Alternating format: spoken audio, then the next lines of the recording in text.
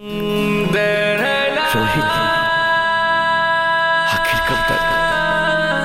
आखिर कब तक रिया की मोहब्बत को अपने दिल में दबा के रखोगे? बोल दो अपने दिल की बात। देखो वो रही रिया। रिया, रिया,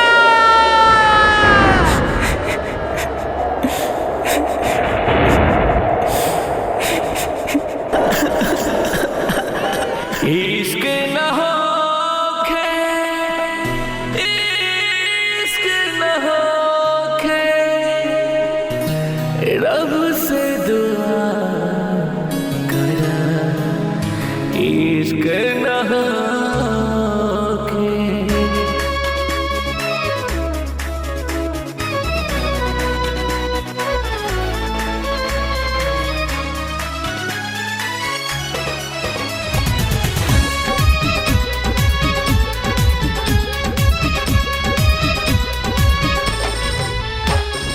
टूटल दिलावा के आज सिएगा हो, टूटल दिलावा के आज सिएगा। दर्द उठल वतन का पिएगा हो, दर्द उठल वतन का पिएगा हो। गम के आंसू में जी भर भीजेगा हो, गम के आंसू में जी भर भीजेगा। दर्द उठल वतन का पिएगा हो, दर्द उठल वतन का पिएगा।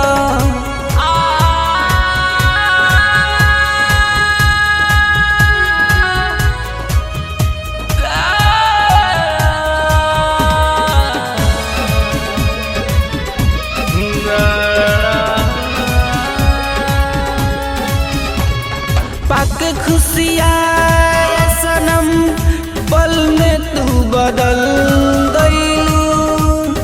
बीचे रहिया में काहे हमके ऐसे छोड़ गईलू। पक खुशियाँ सनम पल में तू बदल गईलू। बीचे रहिया में काहे हमके ऐसे छोड़ गईलू।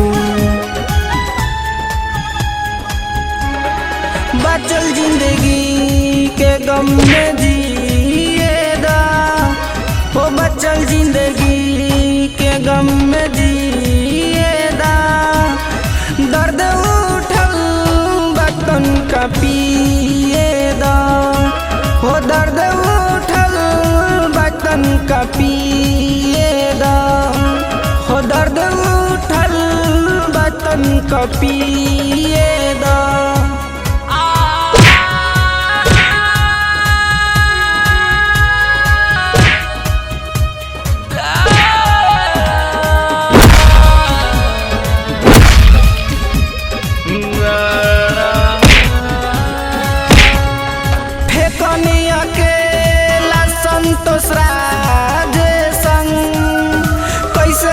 घुट के यार अब जियतानी हम।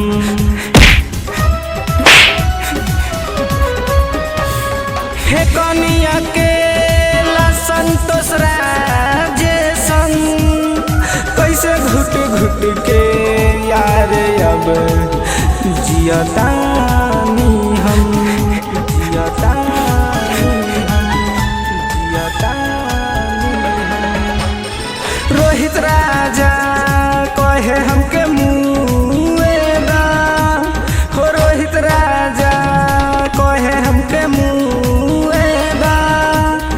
दर्द उठल वतन का पिएगा हो, दर्द उठल वतन का पिएगा हो, दर्द उठल वतन का पिएगा। यूएस रिकॉर्डिंग स्टूडियो ढाका।